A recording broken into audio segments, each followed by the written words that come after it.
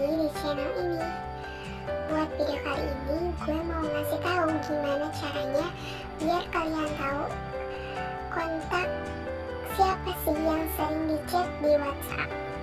Caranya gampang banget, langsung aja kita ke tutorialnya.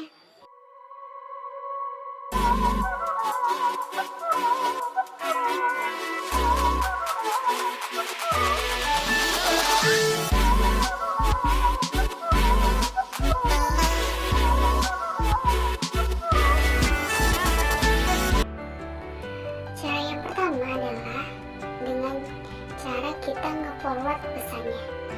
Gimana sih caranya? Gampang banget, kita langsung klik aja, langsung kita klik panah yang ke arah kanan, itu artinya forward pesan. Nah, di situ kelihatan 3 kontak yang paling sering di chat. Ada siapa aja di situ. Lalu cara yang kedua yaitu kalian bisa klik di pojok kanan atas, itu ada titik 3, klik setting. Lalu di situ ada bagian chat.